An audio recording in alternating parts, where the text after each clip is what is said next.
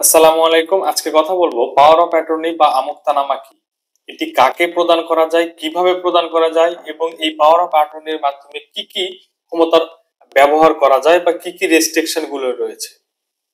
ভিডিওটি শুরু করার আগে আমি অবশ্যই অনুরোধ করব আমার এই ছোট চ্যানেলে সাবস্ক্রাইব করবেন এবং আমার পরিবারের সাথে থাকবেন, কারণ আমি এই ধরনের আইনি ছোটখাটো প্রশ্ন এবং জীবন চলার পথে যে ধরনের আইনি সমস্যাগুলো হয়ে থাকে আমি সব সময় চেষ্টা করি আমার এই চ্যানেলে মাধ্যমে আপনাদেরকে আপডেট দেওয়ার জন্য। সো দেরি না করে চলুন ভিডিওটি শুরু করা যাক। পাওয়ার অফ অ্যাটর্নি কথাটির মধ্যে কিন্তু একটা পাওয়ার বা একটা অ্যাটর্নি, একটা সুপ্রিম কিন্তু একটা ভাব রয়েছে। এটি আসলে বাংলাতে আমোক্তানামা বা আপনার যে ক্ষমতা, আপনার ব্যক্তিগত ক্ষমতা অন্য কোনো ব্যক্তিকে হস্তান্তর আহ, করাকে আসলে পাওয়ার অফ অ্যাটর্নি বলা হয় বা আমোক্তানামা বলা হয়। কিভাবে? ধরুন আপনি একটি জমি বিক্রি করবেন, সেই জমি বিক্রি করার স্থানে বা রেজিস্ট্রি অফিসে আপনি যেতে পারছেন না।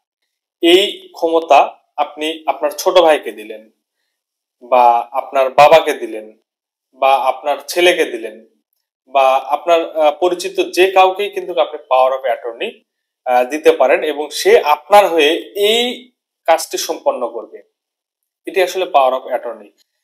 আবার অন্যভাবে যদি চিন্তা করেন, যে ধরুন বিশেষ কোনো চাহিদার কারণে আপনি দেশের বাইরে আছেন, আপনি ঘটনাস্থলে উপস্থিত হতে পারছেন না বা আপনার সেখানে স্বাক্ষর অতীব জরুরি, বা আপনি অনেক বড় একটি কোম্পানির মালিক, আপনার অনেক সেক্টরে ফাংশন করতে হয় যা আপনার নিজে সব ক্ষেত্রে যাওয়া সম্ভব নয়।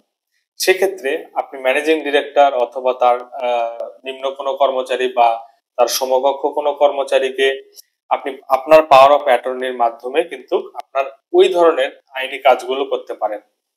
যেমন ব্যাংকে কিন্তু আপনি পাওয়ার অফ অ্যাটর্নি দেওয়ার মাধ্যমে আপনার স্বাক্ষরের পাশাপাশি অন্য কারো স্বাক্ষরেও কিন্তু টাকা উত্তোলনের সুযোগ রয়েছে। তো আপনার যে আইনি যে কাজগুলো বা আপনার যে ক্ষমতা, এই ক্ষমতাগুলোকে অন্য একজন ব্যক্তির কাছে নিঃশর্তভাবে উঠিয়ে দেওয়া এবং সে আপনার এই ক্ষমতাগুলোর সম্পূর্ণরূপে ব্যবহার করার অধিকার পাওয়াকেই কিন্তু পাওয়ার অফ অ্যাটর্নি বলে। তারপরে আসবো পাওয়ার অফ অ্যাটর্নি কয় ধরনের হয় এবং কোন পাওয়ার অফ অ্যাটর্নি দ্বারা আপনি কি কি ধরনের কাজ করতে পারেন। পাওয়ার অফ অ্যাটর্নি সাধারণত দুই ধরনের, সাধারণ জেনারেল যেটাকে বলি, আর আরেকটা হচ্ছে স্পেশাল পাওয়ার অফ অ্যাটর্নি।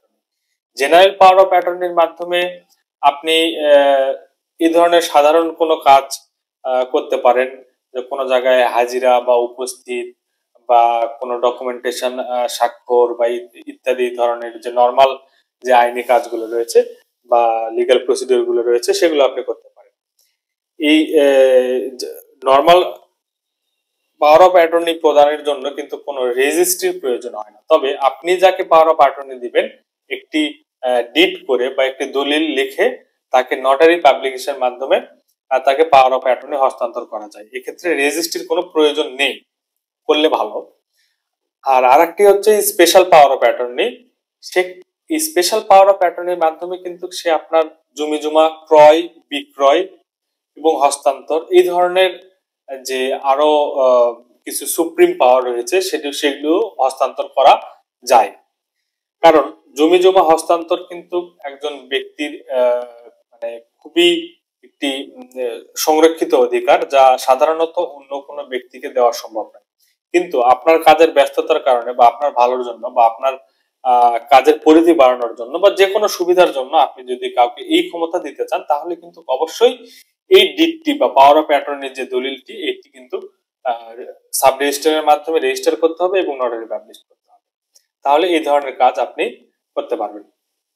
দেশের বাইরে থেকে অনেক প্রবাসী ভাইয়েরা জমি কিনতে চায় বা জমি বিক্রি করতে চায় বিপদের সময়, তারা কিন্তু আসলে দেশে এসে সেই কাজটি করতে পারে না। কিন্তু যদি সে পাওয়ার অফ অ্যাটর্নির মাধ্যমে অন্য কাউকে এই ক্ষমতাটি হস্তান্তর করে দিয়ে যায়, সে কিন্তু খুব সহজেই এই ধরনের কাজ সম্পাদন করতে পারে। আচ্ছা, পাওয়ার অফ অ্যাটর্নির কি কোনো ধরনের রেস্ট্রিকশন বা কোনো লিমিটেশন আছে? হ্যাঁ, পাওয়ার অফ অ্যাটর্নির কিছু সাধারণ কিছু লিমিটেশন বা রেস্ট্রিকশন রয়েছে। সেগুলি হচ্ছে ধরেন আপনি পাওয়ার অফ অ্যাটর্নির মাধ্যমে কোথাও হেবা বা দান এই ধরনের কোনো কিছু করতে পারবেন না, বা ট্রাস্টেড যে ট্রাস্টি যেটা বলা হয়, যে ট্রাস্ট প্রতিষ্ঠানগুলো যেমন ব্যাংক, বিশ্ববিদ্যালয় বা চ্যারিটি বা এনজিও এই ধরনের ইয়েতে কিন্তু আপনি পাওয়ার অফ অ্যাটর্নির মাধ্যমে কাজ করতে পারবেন না। এটি 2015 সালে একটি সংশোধনের মাধ্যমে এই জিনিসগুলো অ্যাড করা রয়েছে। এবং দেশের বাইরে থাকা অবস্থায় যদি আপনি বাংলাদেশে অবস্থানরত কোনো ব্যক্তিকে পাওয়ার অফ অ্যাটর্নি প্রদান করতে চান, সেক্ষেত্রে কি করতে হবে বা কিভাবে সেই পাওয়ার অফ অ্যাটর্নি প্রদান করা যেতে পারে, এই ধরনের এই রিলেটেড ভিডিও চাইলে আমাকে কমেন্ট করে জানাবেন। আমি অবশ্যই চেষ্টা করব যে দেশের বাইরে থাকা অবস্থায় আপনি বাংলাদেশে অবস্থানরত বা আপনি যে কোনো দেশে অবস্থানরত কোনো ব্যক্তিকে কিভাবে আপনি পাওয়ার অফ অ্যাটর্নি এই ক্ষমতাটি প্রদান করবেন। তো আজকে এই পর্যন্তই। সবাই ভালো থাকবেন, সুস্থ থাকবেন এবং আমার এই চ্যানেলের সাথেই থাকবেন। ধন্যবাদ।